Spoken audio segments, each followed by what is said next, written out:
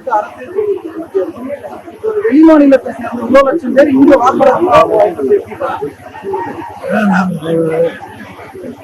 அவர்களுக்கெல்லாம் அவங்களே வேலை ஏற்பாடு பண்ணி கொடுத்தாங்க.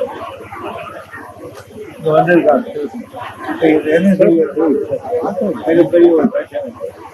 ஏன்னு கேட்டால் பீகாரில் அவங்க இருக்கிறவங்களாம் இல்லைன்னு ஆனால் அந்த மாதிரி நம்ம போட முடியாது. அதனால இது ஒரு காணிக்கும் ப்ராப்ளம். இந்த தலைவர்கள் தான் தமிழ்நாட்டில் மட்டும் குறிப்பாக வட மாநிலங்களிலிருந்து வருகை தந்திருக்கிற இங்கே வந்து வேலை செய்து கொண்டிருக்கிற பீகார் உள்ளிட்ட மாநிலத்தை சார்ந்தவர்கள் லட்சக்கணக்கானோர் உள்ளனர். அவர்களை வாக்காளர் பட்டியலிலே இணைக்கிற முயற்சி இருப்பதாக தெரிகிறது. பாஜகவுக்கு எதிராக வாக்களிக்கக்கூடிய சிறுபான்மையினர் மற்றும் தலித்துகளின் வாக்குகளை நீக்குவதற்குரிய முயற்சிகளும் மேற்கொள்ளப்படலாம் என்ற ஐயம் எழுந்துள்ளது. ஆகவே இதனை எதிர்த்து உச்சநீதிமன்றத்திலே வழக்கு தொடுக்கப்பட்டுள்ளது.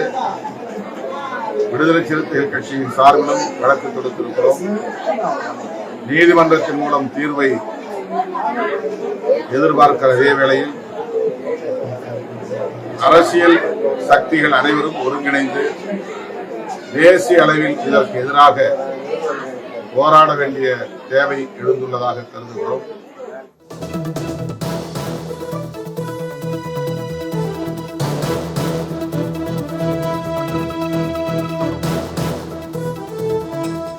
வட மாநிலத்தவர் தமிழகத்தில் வாக்குரிமை பெறுவது தொடர்பாக சத்தியம் தொலைக்காட்சியின் செய்தியை ஆதரித்து அரசியல் தலைவர்கள் கூறிய கருத்துக்கள் தொடர்பாக எமது செய்தி தலைமை சண்முகசுந்தரம் வழங்கிடும் தகவல்களை கேட்கலாம். சண்முகசுந்தரம், விவரங்கள். நேற்று ஒரு சிறப்பு செய்தியை பிரத்யேகமாக சத்தியம் தொலைக்காட்சி வெளியிட்டிருந்தது. கிட்டத்தட்ட பீகாரிலிருந்து விடுவிக்கப்பட்ட 6.5 லட்சம் பீகார் வாக்காளர்கள் தமிழகத்திலே குடிபெயர்ந்து இங்கு வசித்து வருகிறார்கள். அவர்கள் தமிழகத்திலே வாக்குரிமை பெறப் போகிறார்கள் என்ற செய்தியை நாம் குறிப்பிட்டிருந்தோம். அது மட்டுமல்லாமல் தமிழகத்திலே 2011 ஆண்டு எடுக்கப்பட்ட மக்கள் தொகை கணக்கெடுப்பின்படி தமிழகத்தில் 34,87,974 வெளி மாநிலத்திலிருந்து வந்து தங்கி வேலை செய்வோர் இருக்கிறார்கள் என்றும் இவர்கள் அனைவரும் தற்போது கிட்டத்தட்ட குறைந்தபட்சம் 2 மடங்காக மாறியிருக்கலாம். 70 லட்சம் வாக்காளர்களாக இருக்கலாம். இவர்கள் அனைவருமே வாக்குரிமை கேட்டு விண்ணப்பித்து தமிழக வாக்காளர்களாக மாறுவதற்கான வாய்ப்பு அதிகம் இருக்கிறது என்று நாம் குறிப்பிட்டு செய்தி வெளியிட்டிருந்தோம். தற்போது அந்த செய்தி தீயாக பரவி தற்போது ஒவ்வொரு அரசியல் கட்சி தலைவரும் தற்போது அதற்கு எதிர்வினை ஆற்றி வருகிறார்கள். அவர்கள் கருத்தினை தெரிவித்த குறிப்பாக மூத்த அமைச்சரும் திமுகவின் பொதுச் செயலாளர் இருக்கக்கூடிய துரைமுருகன் பேசும்பொழுது இது ஒரு ஆபத்தான போக்கு, இது குறித்து அனைத்து தலைவர்களும் அரசியல் கட்சியின் அனைத்து தலைவர்களும் கூர்ந்து கவனிக்க வேண்டிய ஒரு விடயம் என்று தெரிவித்திருந்தார்.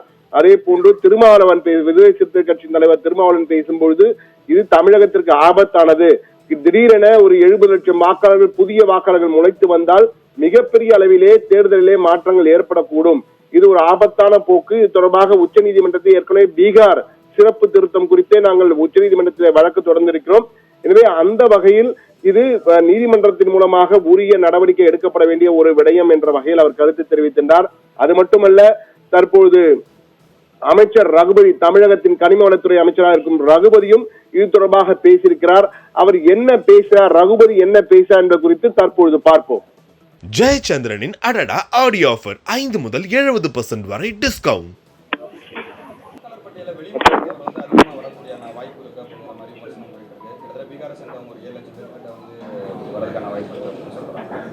அது தேர்தல் ஆணையத்தில் அதற்கான தகுந்த முறையீடுகளை நாங்கள் எடுத்து வைப்போம். யாரும் எங்கே வாக்களிக்க வேண்டும் என்கின்ற உரிமைகளும் இருக்கின்றன.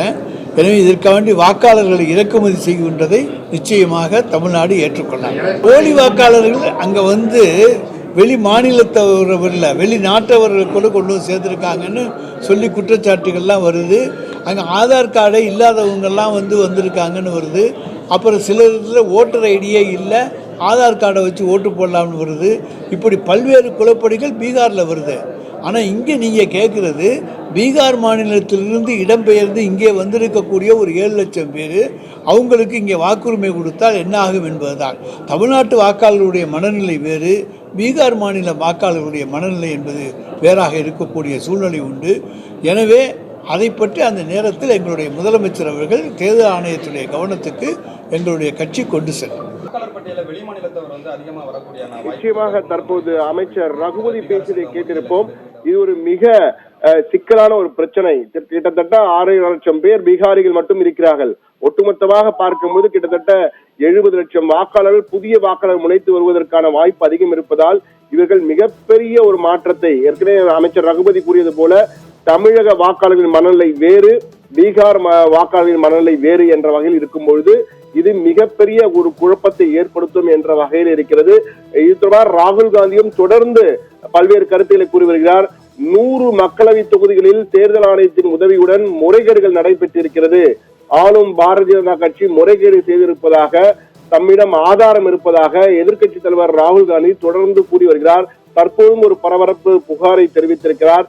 காங்கிரஸ் கட்சியுடைய மாநாடு ஒன்றிலே பேசும் பொழுது தேர்தலிலே முறைகேடு நடைபெற்றிருக்கு, அதை விரைவில் நிரூபிப்பேன், அதற்கேற்ப நடவடிக்கை எடுத்து வருகிறேன், இந்தியாவிலே தேர்தல் நடைமுறை இறந்து விட்டது என்று ஒரு மிகப்பெரிய குற்றச்சாட்டை ராகுல் காந்தி வைத்திருக்கிறார். எனவே இது மிகப்பெரிய பிரச்சனையாக தற்போது எழுந்திருக்கிறது. பீகாரிலே இந்த சிறப்பு தீவிர வாக்காளர் பட்டியல் திருத்த பணி மிகப்பெரிய சர்ச்சையை ஏற்படுத்தியிருக்கிறது. பீகார் மட்டுமல்ல, அடுத்த ஆண்டு தமிழகம், கேரளம், மேற்கு வங்காளம் என 3 மாநிலங்களிலே சட்டமன்ற தேர்தல் நடைபெற இருக்கிறது. எனவே அந்த சட்டப்பேரவை தேர்தல் நடைபெறும் பொழுது இங்கும் நாடு முழுவதும் அந்த சிறப்பு தீவிர வாக்காளர் பட்டியல் திருத்தப்பணி நடைபெறும் என கூறப்பட்டிருக்கிறது. குறிப்பாக இந்த 4 மாநிலங்களும் விரைவிலே சிறப்பு தீவிர வாக்காளர் பட்டியல் திருத்தப்பணி தொடங்கும் என தேர்தல் ஆணையம் அறிவித்துள்ள சூழ்நிலையில் தற்போது இது போன்று வெளி மாநிலத்தவர்கள் அந்த வெவ்வேறு மாநிலங்களில் இருக்கும்போது நிச்சயமாக தேர்தலிலே மிகப்பெரிய மாற்றத்தை ஏற்படுத்தக்கூடிய வாய்ப்பு இருக்கும். அவர்கள் தேர்தல் முடிவுகளை நிர்ணயிக்கக்கூடியவர்களாக மாறுவார்கள். இதனால் பெரிய மாற்றம் தேர்தலில் ஏற்படும் என்ற அச்ச உணர்வு அந்தந்த மாநில கட்சிகளிடையே ஏற்பட்டிருக்கிறது. எனவே இது மிகப்பெரிய பிரச்சனையாக விஸ்வரூபம் எடுத்திருக்கிறது. தற்போது ராகுல் காந்தி, எதிர்கட்சி தலைவராக இருக்கும் ராகுல் காந்தியும் தற்போது பரபரப்பு புகாரை கூறியிருக்கிறார். இந்தியாவிலே தேர்தல் நடைமுறை செத்துவிட்டது என்ற ஒரு கருத்தை, பரபரப்பான கருத்தினை, சர்ச்சைக்குரிய கருத்தினை தெரிவித்திருக்கிறார். எனவே நீதிமன்றங்களின் மூலமாக தான் இதற்கு தீர்வு கிடைக்கும் என்று எதிர்பார்க்கலாம். தற்போது வழக்குகளும் நீதிமன்றத்தை நோக்கி ஏற்கனவே தொடரப்பட்டிருக்கிறது. மேலும் பல வழக்குகள் தொடரப்படலாம் என்றும் எண்ணப்படுகிறது. ரிதி.